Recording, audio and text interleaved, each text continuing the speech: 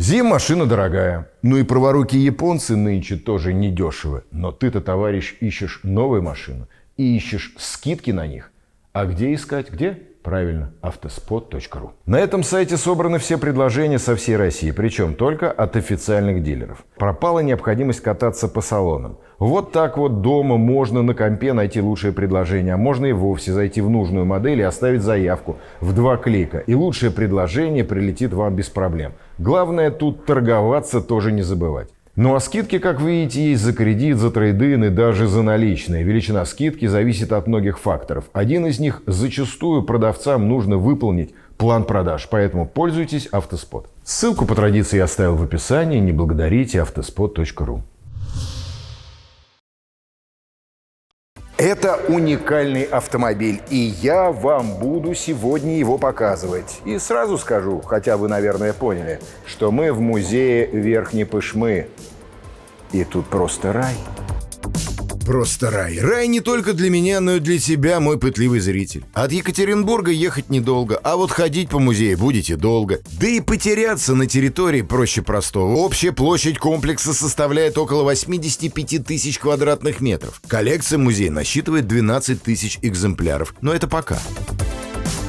Что мы знаем про ЗИМ? От чертежей до постановки на конвейер прошло всего 2 года. Это очень мало. ЗИМ – это первая представительская модель Горьковского автомобильного завода. А что еще? А вот, ЗИМ стал первым автомобилем с несущим кузовом такой длины в мире. При базе 3200 мм это был очень рискованный шаг. Но получилось. Автомобиль начали производить в конце 40-х годов. Сразу машины народу не поставлялись, как и партийному руководству средней руки, а дорабатывались. И только 13 октября 1950 года была собрана первая промышленная партия ЗИМов. Конструктор Андрей Александрович Липгард за работу над этим проектом получил 5-ю сталинскую премию. И что мы получили по сути? 5 с лишним метров длины и 2 тонны красоты. ЗИМ стал олицетворением нового мирового тренда. Заграничного, прошу заметить, и сразу. Копирования не было, а то сейчас начнете.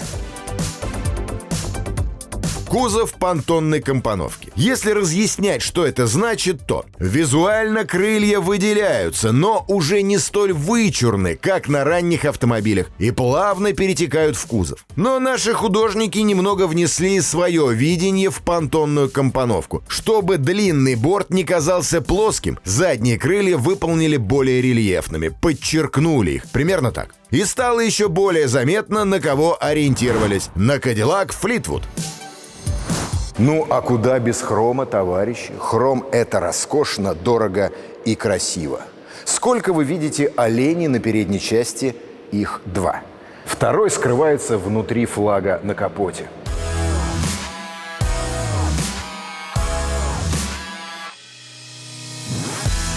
Еще про заокеанских коллег. Многие машины тех лет сбоку имели по 2 окна. ЗИМ же щеголял сразу 3, намекая на безразмерность своего чрева. Большой салон и предопределил выбор чиновников сделать из ЗИМа санитарный автомобиль. Сразу скажу, не только это. Других подходящих машин в СССР на тот момент не было. Хотя и из победы медички ваяли, но это другая история.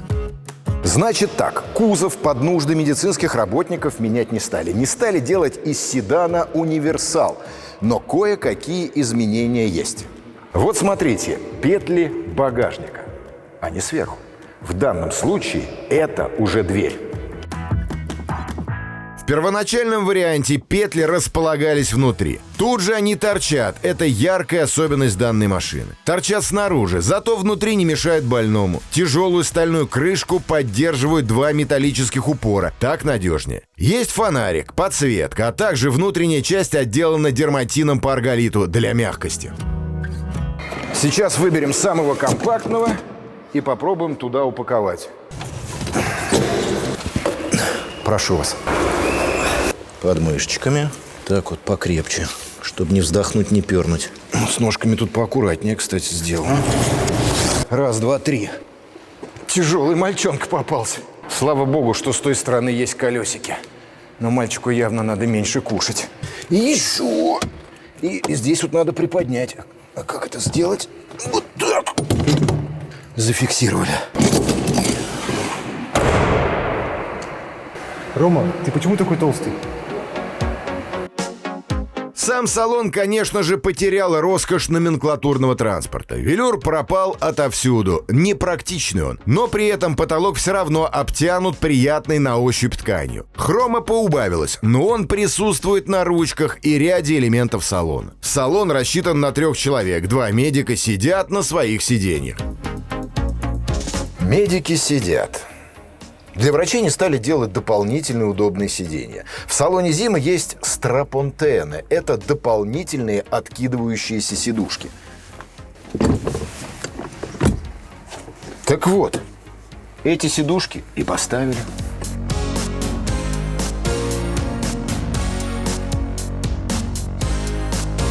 Из оборудования медицинского тут нет ничего. Единственное, вот, чемоданчик с лекарствами поставили. Задние форточки упразднять не стали, думаю, в жаркую погоду это было хорошим подспорьем. Но стекла медотсека матовые, что логично. Водительское место отделено железной, крашеной перегородкой с неоткрывающимся стеклом. Тут есть специальное окошко для связи с водителем. Наверное, очень громко надо кричать, чтобы он тебя услышал. Есть закладные под непоставленные ручки. Место, скорее всего, под пепельницу. Ну, а что же еще? В салоне только 2 источника света. Плафончик на крыше и лампочка в багажнике. Представляете, как в вечернее время или ночью тут темно? Еще из элементов комфорта. Открывающееся окно врача. С левой стороны оно не открывается. И 2 форточки. Я думаю, летом тут было жарковато. Да и зимой, наверное, не сильно здорово. По бокам расположены 2 дефлектора воздуха. Теплый воздух поступает из передней части автомобиля. Спорное, конечно, решение. Ну да ладно. С подвеской тут все по классике. Сзади мост на рессорах, спереди независимая, но, как говорится, есть нюансы. Нижние рычаги присутствуют, но они состоят из 2 половин, внешних и внутренних, соединенных пальцем через стойку. Есть пружины. А вот чего вы точно не увидите, так это амортизаторов, но они есть. Сверху амортизатор рычажный, и его рычаг выполняет роль рычага, но уже подвески. А еще у Победы все то же самое. Зим, по сути, это раздутая Победа. Да, еще 15-е диски. Пятнашки впервые для легковых автомобилей появились именно на Зиме, для СССР, конечно. Еще хочется отметить бежевый цвет автомобиля. Для 50-х это станет визитной карточкой всех карет скорой помощи. Привычный белый появится немного позже. А еще тут нет знакомого маячка. Вместо него изящный плафон с красным крестом, ну и, конечно же, на левом крыле фары-искатель. С капотом не стали заморачиваться и придумывать механизм поднятия. Представляете, какие петли должны быть с таким? Уф. Поэтому он открывается в 2 стороны по очереди. И еще, Зим не совсем безрамен. Под двигателем имеется подрамник. На мой взгляд, такой механизм заковыристей, петля с замком. Но логично и понятно, почему сделали именно так. Из интересного, но не очевидного. Этот мотор унифицирован и с ГАЗ-51, и с Победой, и с будущим ГАЗ-69. Унификация до 50%. А все потому, что предок у всех горьковских движков — это ГАЗ-11, который является переосмысленным мотором Chrysler, который ставился на Dodge D5. У него свое название – ГАЗ-12. У него алюминиевая головка, 2-камерный карбюратор. На тот момент это было передовым решением. Его объем 3485 кубических сантиметров. За счет вышеперечисленных решений мощность увеличилась и составила максимально 90 лошадиных сил при 3600 оборотах в минуту. Максимальный крутящий момент 215 ньютон-метров при 2100 оборотах в минуту. Ну что, мы в салоне. И вот так вот тесно, зато в ширину безмерно. Диван от природы не регулируется. Спинка почти вертикальна. Но он мягкий и даже очень. И вот вам еще унификация. Торпеда. Все как у Победы, только сильно растянуто. И часики, между прочим, с недельным заводом.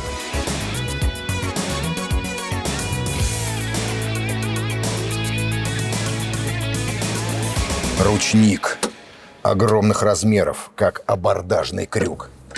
Здесь рукоятка открывания и закрывания жалюзи перед радиатором. Ближний и дальний свет. Это кнопочка старта.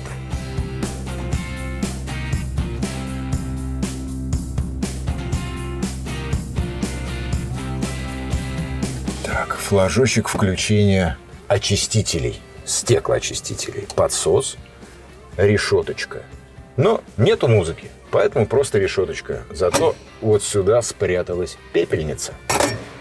И, конечно же, прикуриватель для благородных донов. На приборной доске лампочки, сигнализирующие о затянутом ручном тормозе, о повышенной температуре воды в системе охлаждения. И, конечно же, все голое железо окрашено в соответствующий цвет.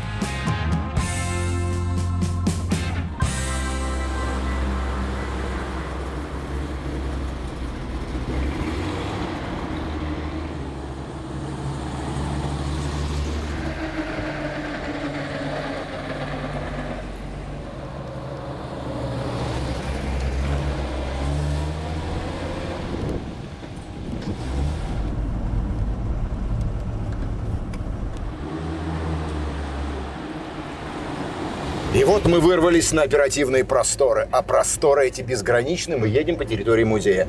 И я еду и не переключаюсь, хотя могу. Как? Как? Черт побери, я это делаю.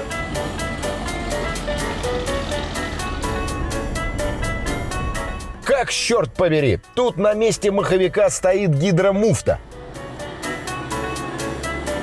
Такая конструкция позволяет ехать как на автомате. В городе на второй. Можно даже ненадолго притормозить и снова тронуться. Да и на высшей, третьей, можно медленно тащиться, а потом ускориться. И движок тянет. А еще у немаленького автомобиля небольшой радиус разворота — 6 метров. Усилителя нет. Да он, в принципе, и не нужен.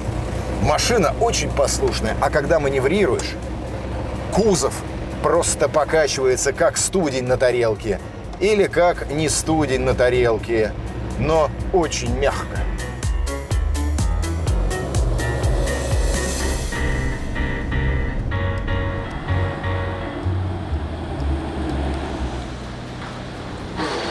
После переименования завода в 1957 году ЗИМ стал ГАЗом. Соответственно, переименовали и модель. Но в народе ГАЗ-12 не прижился, и машина всегда называлась ЗИМ. Даже без цифры 12. Почему? А потому что ЗИМов больше не было. Производство свернули в 1959. А вот санитарные версии собирались до 1960 года. Сколько было построено санитарок, неизвестно, но всего ЗИМов изготовили 21 527 экземпляров. Вот и сказочки конец, а кто слушал, молодец. ЗИМ очень спорный автомобиль, но очень классный. В очередной раз, не зная, чем закончить, изучайте историю, учите ее. Ну и охота продолжается.